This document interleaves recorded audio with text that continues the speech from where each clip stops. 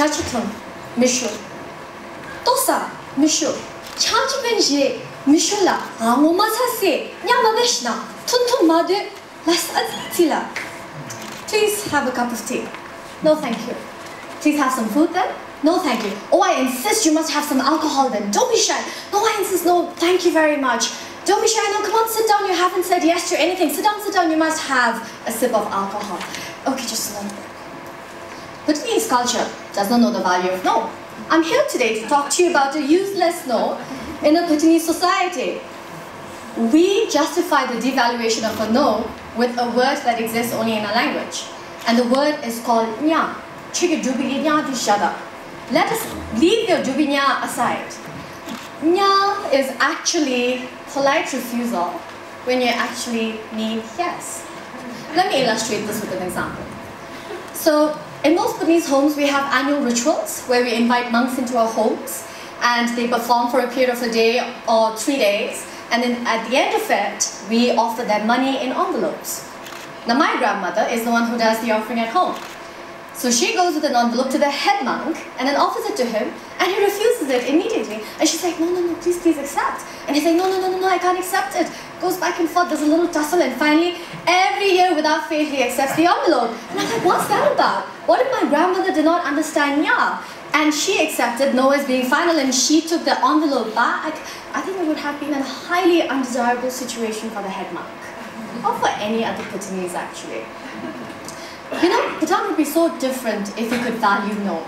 Our relationships would be honest for once.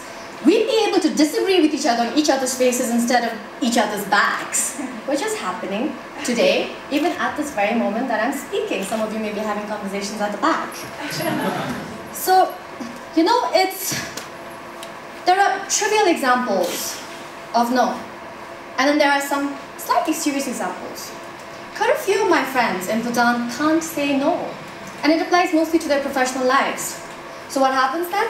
They bite off more than they can chew, and then you have sleepless nights, a bit of indigestion, some anxiety, and then sometimes even depression. When did I seriously start thinking about no?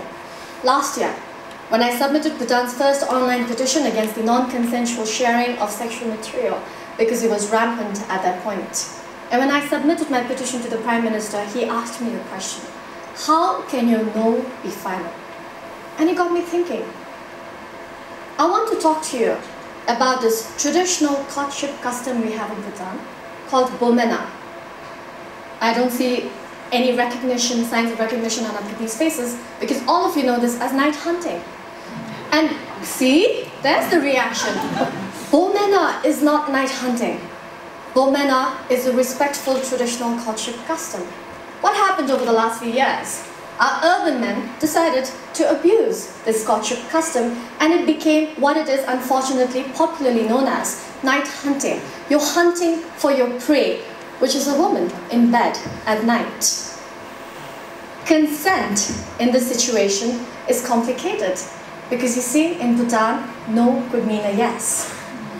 It's funny sometimes. Yes, in the trivial situations. But it's not funny when it's sick and sad. And I'm concerned with the sick and the sad, especially when it is indiscriminate sharing of sexual material and you're destroying innocent lives. It's sick and sad when there are women out there who cannot say no. And then they are mothers to what you call bastards. We have hundreds of illegitimate children in Bhutan, even at this moment. They cannot access education or basic social facilities because they have no documentation of a father. This is sick and this is sad. You know, Bhutanese have to stop trying to be experts at sending out mixed signals. You know, a yes should mean a yes and a no should mean a no. And it's so vital that we need to know this as a woman, as women, as men, as boys, girls, and especially as Bhutanese. Why especially as Bhutanese? It's because Bhutan is a dwarf in a world of giants. And the dwarf survival is reliant heavily on its ability to say yes and no at the right time. We need to value no for that Bhutanese who is traveling outside of Bhutan, for the first time on a plane all alone and says no to food because it's impolite to say yes. We need to say no for that Bhutanese who's on a tube or on a bus for the first time, and then somebody offers them a free seat. And that Bhutanese turns it down because he or she wants to be polite and stands for the rest of the journey. We need to value no so that a woman, the single mothers in Bhutan, will understand that their no is not useless. We did not endure the suffering. Say yes to no. Woo!